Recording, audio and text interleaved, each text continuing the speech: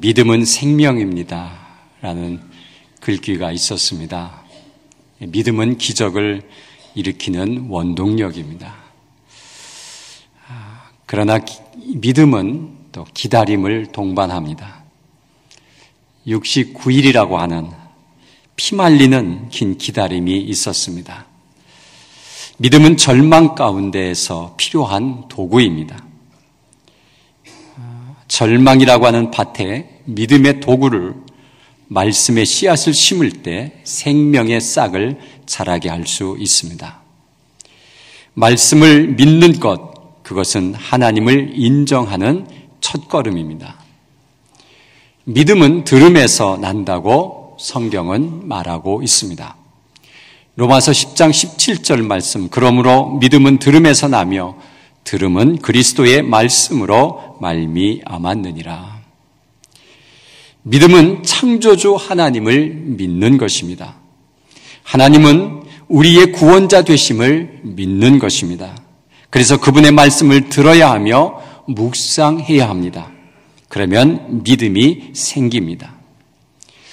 그 믿음을 갖기 위해서는 듣는 자리에 와 있어야 하며 또 우리와 함께 있게 해야 합니다. 부흥회를 합니다 하는 이유는 무엇입니까? 그것은 믿음을 성숙시키기 위해서 부흥회를 합니다. 초신자에게는 믿음을 심어주기를 원합니다. 또 믿음이 없는 자는, 믿음이 약한 자는 믿음을 세워 그 생명이 살아나도록 하기에 부흥회를 합니다.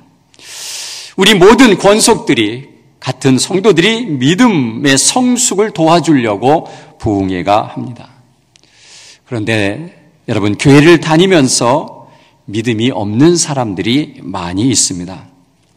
그냥 다니면 구원되는 것처럼 생각하는 사람들, 그리고 믿음에는 별로 관심이 없고 복 받는 데만 관심이 있는 분들, 자, 이런 분들을 도와주셔야 됩니다. 강권하여 듣게 해야만 합니다. 그래야 믿음이 자라납니다. 교회 다니지 않는 분들을 좀 초청해서, 워낙 유명한 분이니까 한번 초청하면 오실 수 있는 확률이 높습니다. 이런 기회를 여러분 놓치지 마시고 많은 사람을 주님께로 인도하고 듣게 하는 그 자리에 오게 하는 것, 얼마나 소중한 일입니까? 교회를 다니는 사람들 중에 가장 비참한 것은 무엇이냐라고 물으면, 교회를 다니면서도 믿지도 않고 또 믿었다가도 믿음을 포기하는 사람들이 가장 비참한 사람들이다, 이렇게 말합니다. 왜냐하면 믿지 않으면 구원이 없기 때문에 그렇습니다. 믿는 방법을 알고 있습니다. 믿으면 구원을 얻습니다. 믿으면 영생함을 얻습니다. 라는 것을 다 알고도 믿지 않고 구원에 이르지 못한다면 그 얼마나 억울한 일입니까? 마치 이것과 같습니다. 저렇게 굴 속에 갇혀서 나갈 수 없는데, 먹을 것이 그 안에 가득 있는데 그것을 모르고 굶어 죽는 것과 똑같습니다. 그래서 여러분, 우리가 믿음을 잃어버리지 않도록 우리가 말씀을 듣는 일, 또 이런 부흥회를 하는 일, 여기에 관심을 가지고 우리가 좀 더 하나님 앞에 서야 됩니다. 여러분, 이런 믿다가 낙심되지 않기 위해서 하나님은 그런 낙심된 자를 바라보면서 염려한다, 그렇게 표현하고 있습니다. 참 염려합니다. 너희들이 나를 믿다가 믿음을 잃어버릴까 봐 너무 염려해서, 오늘 단어에도 염려된다라고 이렇게 몇 번이나 말하면서 너희들이 여호와를 잊어버릴까 염려한다, 그렇게 말하고 있습니다. 자, 하나님이 그렇게 말하는 것은 많은 사람이 하나님을 믿다가 떠나간다는 것을 확증하는 말입니다. 하나님을 한번 믿으면 전혀 떠나가지 않으면 하나님은 분명히 이 말씀을 안 하셨을 것입니다. 수많은 사람들이 떠나가기 때문에, 잊어버리기 때문에 하나님은 당부하는 말씀으로 절대로 잊지 말라고 우리에게 말씀합니다. 그럼 오늘의 말씀을 우리가 분석하면서, 첫째, 하나님 여호와를 잊어버리는 이유는 무엇입니까? 라는 것입니다. 자, 이유가 무엇일까? 왜 하나님을 잊어버릴까? 하나님을 믿는다고 하면서 왜 잊어버릴까? 첫째는 여호와의 명령과 법도와 규례를 지키지 아니하면 잃어버릴 수 있습니다. 주님의 명령에 관심 없습니다. 나는 지금 성공하는 데 관심이 있고 돈 버는 데 관심이 있습니다. 주님이 어떻게 살라 하는 거 관심 없습니다. 그저 교회 다니면 하나님이 복 주실 건데 그냥 다녀보는 겁니다. 하나님의 명령과 규례와 법도에 아무런 관심이 없이 다니는 사람은 언젠가는 잃어버릴 수 있다는 것입니다. 두 번째는 내가 먹어서 배부르게 되고 아름다운 집을 짓고 거주하면 잊어버릴 수 있다는 것입니다. 배부르게 먹습니다. 아름다운 집을 짓습니다. 거기서 아주 행복하게 살아갈 때에 여호와를 잃어버릴 확률이 높다는 것입니다. 또 하나는 소와 양이 번성하고 은금이 증식되고 소유가 풍부해지면 잊어버릴 수 있다는 것입니다. 이것은 우리가 바라는 것입니다. 양과 소가 번성하고 은금이 증식되고 많이 차여 있고 소유가 풍부해지는 것이 우리의 소원입니다. 이것이 채워지면 여호와를 잃어버릴 확률이 너무 많다는 것을 우리에게 가르쳐주고 있습니다. 또 한 가지는 내 마음이 교만할 때에 잊어버릴 수가 있다는 것입니다. 우리 현대 사회에 많은 사람들이 교만합니다. 배운 것도 많고 아는 것도 많고 또 능력도 있고 그래서 내가 하나님 없어도 얼마든지 살아가는데 내가 굳이 하나님 앞에 간구하며 기도해야 되겠느냐라고 하면서 기도하지 않는 것, 이것은 곧 교만한 마음이라고 하는 것입니다. 여러분, 이 교만한 마음이 점점 자라서 기도하지 않아도 된다는 생각 때문에 기도하지 않습니다. 그래서 하나님 앞에 간구하지도 않습니다. 그러다가 하나님을 잃어버린다는 것입니다. 또 한 가지는 내 능력과 내 손의 힘으로 이 재물을 얻었다라고 말할 때 잃어버릴 수 있다는 것입니다. 마치 내가 능력이 있어서 내가 이렇게 부한 사람이 되었고 내가 능력이 있어서 이런 권세를 잡았고 이것은 다 내가 능력이 있어서 이렇게 된 것이라 여길 때 하나님의 은총이 필요 없고 하나님의 은혜가 필요 없기 때문에 결국은 하나님을 떠나고 하나님을 잊어버리게 된다는 사실입니다. 여러분, 이것은 하나님께서 말씀하신 겁니다. 그런데 놀라운 것은 우리 현대 사회에 이런 일들이 지금 일어나고 있다는 사실입니다. 특히 우리나라에 여러분 이런 현상이 지금 계속해서 일어나고 있는데 얼마나 잘 삽니까? 부족한 것이 없이 살아가고 배부르게 먹고 또 여러 가지 우리의 놀라운 은혜, 또 과학이 발전하고 이 나라가 정말 잘 사는 나라로 계속해서 살아가고 있는데 놀라운 사실은 하나님을 점점 잃어가고 있다는 사실입니다. 여러분, 이거 우리가 깊이 생각해 봐야 됩니다. 왜냐하면 유럽이 지금 그렇게 가고 있습니다. 유럽의 기독교인들이 10%를 넘지 않습니다. 우리나라만도 못합니다. 그 잘 사는 나라들, 여러분, 하나님을 점점 잃어버리고 지금은 하나님을 잘 믿지 않습니다. 그런데 하나님께서 유럽을 지금 어떻게 하실지 저희들은 궁금하고 또 잘 보셔야 됩니다. 놀라운 사실은 유럽이 지금 혼란한 가운데 빠져가고 있고 이슬람 난민들이 들어옴으로 인해서 지금 심각한 문제를 안고 있습니다. 주의 지팡이와 막대기가 나를 안위하신다고 말씀하였습니다. 지팡이는 나를 가르치고 나를 인도하고 나에게 꿈을 주는 지팡이라면 이 막대기는 때려치는 그리고 아프게 하는 그런 막대기입니다. 여러분, 이슬람 사람들이 그냥 배고파서 오는 것이 아니라 종교적인 목숨을 건 종교적인 생각을 가지고 거기에 들어옵니다. 여러분, 그들의 신앙은 우리와 다릅니다.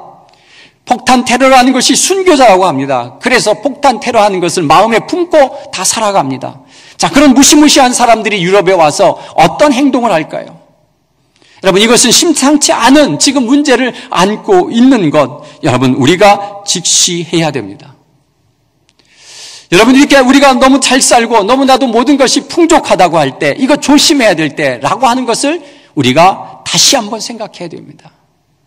어느 때가 가장 위험한 때냐라고 하는 것은 모든 것이 잘 풀리고 모든 것이 잘 되고 이렇게 모든 것들이 배불리 먹고 하는 그때가 가장 위험한 때입니다. 왜냐하면 그때에 하나님을 놓는다는 것입니다. 여러분, 우리는 다시 한번 생각해 봐야 됩니다. 이 나라도 심상치 않습니다. 여러 가지 어려움이, 또 국제 정세가 여러 가지로 어려운 가운데 있고 경제적인 어려움이 계속 밀려오고, 여러분, 이런 상황 속에서 우리가 하나님을 어떻게 믿고 섬겨 가야 될지를 오늘 본문을 통해서 하나님께서 이렇게 애타게 말씀하신, 내가 너희들 정말 잊어버릴까 염려한다라고 하는 이 음성을 듣는 여러분 되시기를 간절히 바랍니다. 두 번째는 하나님 여호와를 기억하라고 하시는 말씀은 무슨 뜻입니까? 뭘 기억하라고 오늘 우리에게 말씀하고 있습니까? 18절에 내 하나님 여호와를 기억하라. 여러분, 그 기억은 무엇이냐 하면, 첫째, 광야에서 고생시키고 너를 낮추시고 시험하신 이유는 마침내 내게 복을 주시려고 하신 것임을 기억하라는 말씀입니다. 광야로 이스라엘 백성들이 나왔습니다. 노예 생활 지겨워서 하나님 앞에 기도하고, 우리는 언제까지 노예로 살 겁니까? 라고 하나님 앞에 기도했을 때 그 부르짖음을 들으시고 이스라엘 백성을 기적처럼 데리고 나왔는데, 데리고 나온 땅이 광야였습니다. 먹을 것도 없고 마실 물도 없고 농사 지을 수도 없는 그런 척박한 땅에 와가지고 도대체 어떻게 우리를 살라고 하시는 겁니까? 하나님께서 놀라운 기적으로 그들을 살려가시면서 그들에게 당부하신 것은 무엇이냐? 하나님을 잊지 말라. 그리고 내가 너희들을 이렇게 오는 것은 마침내 내게 복을 주려고 하신 것이다 라고 오늘 본문은 말씀하고 있습니다. 16절에 내가 너희들을 이렇게 힘들고 아프게 한 것은 마침내 너에게 복을 주시려고 하신 것이다. 왜냐하면 잘 먹고 잘 살면 분명히 하나님을 떠나기 때문에 아픔과 괴로움 속에서 하나님을 잃지 않도록 그런 마음의 자세를 갖도록 하나님께서 만드신 후에 마침내 축복하시겠다는 거예요. 믿음을 가지고 기다림이라고 하는 시간이 있습니다. 그 기다림을 잘 견뎌내야 하는데 그 기다림 속에 하나님께서는 우리를 힘들게 하고 고생하시고 시험하실 때가 있다는 것입니다. 여러분, 이런 자가 하나님의 축복을 받습니다. 여러분, 우리의 자녀들을 어떻게 기르십니까? 우리의 자녀들을 해달라는 대로 다 해주고 원하는 대로 다 해주면 그 자녀는 망합니다. 자생력을 잃어갑니다. 그러나 자녀들을 훈련시키기 위해서 때리기도 하고 어떤 때는 어떤 데 집어넣고 훈련을 쌓게 하면 그 자녀는 자생력이 커서 부모가 없어도 힘차게 살아갈 능력이 됩니다. 그래서 자녀를 빨리 망하게 하는 방법은 자녀가 해달라는 대로 다 해주는 겁니다. 여러분, 하나님께서는 그걸 아셨기 때문에 우리에게 시험도 주시고 아픔도 주시고 괴로움을 주시는 하나님이신 것을 우리는 깨닫게 하시는 것입니다. 우리는 사람은 조금만 무엇이 잘 되면 얼마나 교만해지는지 모릅니다. 여러분, 그래서 우리는 하나님 앞에서 교만하지 말아야 되는데 우리는 하나님 앞에서 조금 뭐가 잘 되면 금방 교만해져서 마치 내가 모든 것을 이룬 것처럼 생각하고 있다는 것입니다.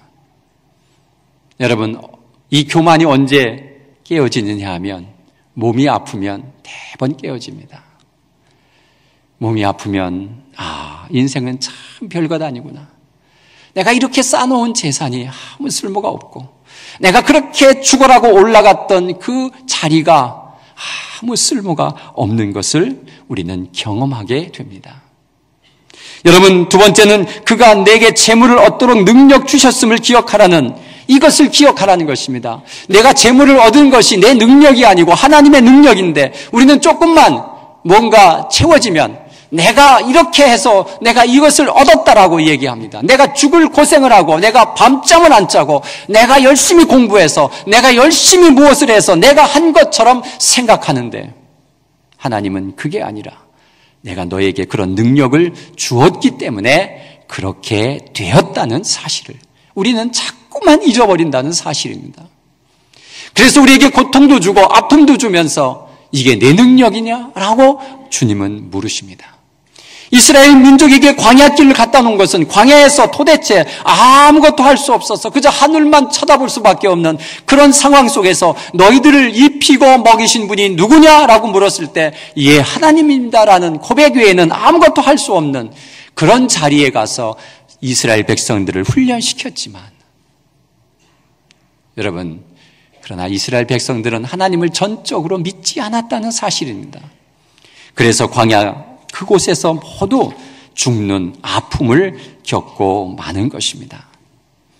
여러분, 우리가 가진 능력은 내 것이 아니라 하나님 것입니다. 빌립보서 4장 13절에 내게 능력 주시는 자 안에서 내가 모든 것을 할 수 있느니라 말씀하고 있습니다. 내게 능력 주셔야 하는 겁니다. 내 능력인 것 같지만 아니라고 주님은 분명히 말하는데 우리는 다 잊어버립니다. 여러분, 잊지 맙시다. 마침내 우리에게 복을 주시는 하나님을 잊지 맙시다. 그리고 내가 지금까지 살아가는 이 모든 능력이 하나님께로부터 왔음을 믿는 그런 능력을 여러분 가짐을 하나님 앞에 감사하는 자가 되시기를 간절히 바랍니다. 여러분, 이런 것을 다 잊어버리고 자기가 잘난 것처럼 사는 자들에게 하나님은 내가 반드시 멸망시키리라, 이렇게 오늘 19절 말씀하고 있습니다. 반드시라고 하는 말은 분명히 일어난다는 사건을 전제하고 있습니다. 여러분, 반드시 멸망시키는 이유는 무엇입니까? 그 이유를 오늘 본문에 써놨는데 뭐냐 하면, 첫째는 다른 신을 따라 그들을 섬기며 그들에게 절하면 반드시 멸망시킨다 말씀하고 있습니다. 다른 신을 섬기는 것, 하나님이 아주 싫어하십니다. 왜 싫어하실까? 왜 싫어하실까? 여러분, 하나님은 우리를 만드셨습니다. 그래서 하나님을 아버지라 부릅니다. 하나님은 우리를 자기의 백성, 내 자녀라고 합니다. 그래서 이 식구간 내 어떤 가족 상황을 형성해 주었는데 자꾸 아버지가 다른 데 있다고 하는 것입니다. 근데 여러분, 우상은 대개는 사람들이 만들어 놓은 거예요. 이렇게 만들어 놓고 자기들이 만들어 놓고 그것에 빌면 그게 복을 주기를 원하는 거예요. 우리가 만들어 놓고 우리가 복을 주면 어떻게 돼요? 그가 복을 주면 이건 문제가 안 되잖아요. 내가 만든 건 내 소유권이고 내가 부실 수도 있고 내가 마음대로 할 수 있어요. 근데 그에게 복을 달라고 자꾸 빌고 있으면 이게 도대체 어떻게 된 거예요? 왜 하나님이 이것에 대해서 기분 나빠할까? 다른 신 섬기는 것을 이렇게 싫어할까? 여러분, 내가 낳은 자식이 있었어요. 그런데 나를 아버지라 부르지 않고 이웃집 아저씨를 자꾸 아버지라고 쫓아다니고 우리 부모님이라고 생각하면 여러분, 그 자녀를 그냥 두시겠습니까? 그럼 네 아버지 해라, 그냥 가라, 그렇게 내보내시겠습니까? 버르장말을 고쳐서 질서를 잡으시겠습니까? 여러분, 하나님의 마음을 우리가 이해해야 됩니다. 왜 멸망시키려고 하십니까? 자기가 만들어 놓은 자기의 자녀들을 왜 멸망시킵니까? 너희들이 하나님을 모르고 하나님을 따르지 않는 것에 대해서 내가 너무 마음 아프다는 것입니다. 두 번째는 하나님 아버지의 소리를 청종하지 않으면 반드시 멸망시킨다는 말씀입니다. 하나님 아버지의 말씀을 청종해야 되는데 안 듣습니다. 안 들어요. 왜 안 듣느냐? 하나님께서는 분명히 말씀해 주시고 기록해 주시고 그 말씀을 분명히 우리에게 말씀해 주었는데 듣지 않는다는 것입니다. 여러분, 하나님은 우리에게 너희들 그렇게 듣지 않으면 나를 결국엔 잊어버리고 나를 떠나가는데 이것이 얼마나 큰 문제인가를 주님은 알고 있습니다. 왜냐하면 여러분, 믿음을 잃지 말라는 이야기입니다. 믿음을 잃지 말라는 얘기예요. 이 믿음을 잃어버리면 너무나도 어려운데, 왜냐하면 이 믿음은 구원의 조건이기 때문에 그렇습니다. 그런데 이 기다림의 시간이 있어요. 근데 이 기다림의 시간을 못 기다리고 마침내라고 하는 그 단어 속에 포함되어 있는 그 기간을 못 기다리고 당장 지금 내게 복 안 주시면 뭐야 이거, 믿어서 아무것도 내게 유익한 게 없는데 고난만 더 오네, 내게 더 힘든 일만 있네, 에이 포기하자라고 하나님을 잃어버린다는 사실입니다. 여기에 여러분, 우리는 다시 한번 생각해야 됩니다. 생각해야 됩니다. 절대로 주님, 그 믿음을 잃지 않도록 내가 더 주님 앞에 경청하고 듣고 주의 말씀에 어떤 이야기를 하는지를 들어야 됩니다. 마침내 복을 받는 자는 여호와의 명령과 법도와 규례를 지키는 자가 마침내 축복을 받는 거지, 그 명령을 지키지 않는 자에게 복 주시는 하나님이 아니시라는 것을 오늘 우리에게 말씀하고 있습니다. 여러분, 믿음을 잃지 않기를 간절히 바랍니다. 또 한 가지는 마침내 축복하시는 하나님이심을 믿어야 됩니다. 마침내 이 땅에 살면서 여러 가지 축복을 받아야 되는데 그래야 우리의 마음의 소원대로 모든 것을 할 수 있지 않습니까? 그런데 이 하나님께서 마침내 축복하시는 것을 조금 하다 안 되면 포기하는 그런 믿음이 아니라 끝까지 버티는 그런 믿음의 용사들이 되기를 간절히 바랍니다. 또 한 가지는 우리의 믿음의 순종으로 승화시키기를 원하십니다. 승화시키기를 원하는, 이 믿음을 행동으로 보여주기를 원하는 것입니다. 행함이 없는 믿음은 죽은 믿음입니다. 말로는 믿겠다라고 열심히 고백하고 찬양하는데 행동은 믿지 않은 행동을 그대로 합니다. 세상의 가치관 속에 살아가고요. 하나님 우선순위에서 하나님이 제일 계속 밀려나고요. 있어야 할 자리에 있지 않고 엉뚱한 곳에 있고요. 예배 자리에 있어야 할 시간에 엉뚱한 곳에 가서 있고요. 이런 믿음 없는 행동을 하는 것 주님이 원치 않는다는 것을 우리에게 말씀하면서 내 명령과 법도와 규례를 좀 지키면서 믿음을 보여달라고 오늘 우리에게 말씀하고 있습니다. 사랑하는 성도 여러분, 은혜의 자리에 와 있기를 원합니다. 내일부터 하는 은혜의 자리에 와 있어야 됩니다. 있지 않고는 믿음을 키울 수가 없습니다. 들어야 믿음이 생겨난다는 사실입니다. 또 한 가지는 사모하는 마음이 있어야 됩니다. 내가 은혜 받고자 하는 마음이 있어야 됩니다. 그래야 내가 은혜의 자리에 올 수 있습니다. 여러분 바쁘죠?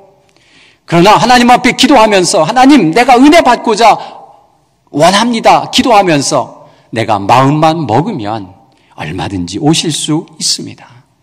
문제는 내 마음이 안 된다는 사실입니다. 미리 조정하고 미리 시간을 빼고 이렇게 하고 안 되면 휴가라도 내면서 내가 이 말씀을 듣고야 말겠다. 내 잔이 넘치는 역사를 이번 기회에 내가 경험하고 말겠다라고 하는 악착 같은 사모하는 마음이 있어야만이 우리는 은혜의 자리에 올 수가 있고 또 은혜를 받을 수 있는 것입니다. 그냥 목사님이 하도 웃긴다니까 한번 가보자. 구역장이 하도 오라고 챙기니까 구역장 체면 봐서 한번 가주자. 이것은 사모하는 마음이 아닙니다, 여러분. 여러분 진심으로 은혜를 받고자 하는 사모하는 마음이 여러분 마음속에 가득 차기를 간절히 바랍니다. 그리고 적극적인 참여 자세가 필요합니다. 그냥 늦게 오면 와서 늦게 옴으로 인해서 미안하고요. 또 자리도 없고 막 이렇게 되면 은혜가 되지 않습니다. 그리고 찬양하면 같이 좀 찬양하시기 바랍니다. 또 기도 열심히 하고 기도하면서 기도의 자리에 있으면 좋겠어요. 기도하자 해도 기도 안 하고 찬양하자 해도 찬양 안 하고 그저 그냥 누가 내게 와서 그냥 마음을 이렇게 열어가지고 집어넣어 주기를 기다리는 그런 마음의 자세는 안 됩니다. 적극적인 자세로 찬양하고 기도하면서 내가 믿음이 있음을 주님 앞에 고백하며 은혜 받고자 하는 그 적극적인 마음이 우리에게 있어야 은혜가 된다는 사실입니다. 여러분 적극적인 자세 한 가지 더는 나 혼자만 은혜 받지 말고 우리 구역 식구들, 잘 예배에 참여하지 않는 사람들, 또 내가 전도하고 싶은 사람들, 또 내가 다른 교회 다니지만 그분도 같이 은혜 받기를 원하시는 분들, 이런 기회에 여러분 좀 더 그들에게 은혜의 폭을 넓혀서 함께 은혜 받고자 하는 그 마음, 그 적극적인 마음을 가질 때에 하나님께서 더 큰 은혜로 역사해 주신다는 사실입니다. 사랑하는 성도 여러분, 나라 정세가 어렵습니다. 정말 기도할 때입니다. 이런 상황 속에서 여러분 우리가 기도하지 아니함으로 내가 반드시 멸망시키겠다 하나님이 마음을 굳혀버리면 큰일 납니다. 우리는 우리 후손들에게 비참한 세상을 물려주고 맙니다. 절대로 그렇게 해서는 안 됩니다. 그러기 위해서 우리가 믿음을 가져야 됩니다. 결코 하나님이 우리를 버리지 못하도록 굳센 믿음을 가지고 하나님 앞에 매달리려면 여러분 믿음은 들음에서 나므로 듣는 자리에 오셔서 하나님의 말씀을 충만하게 받는 여러분 되시기를 간절히 바랍니다.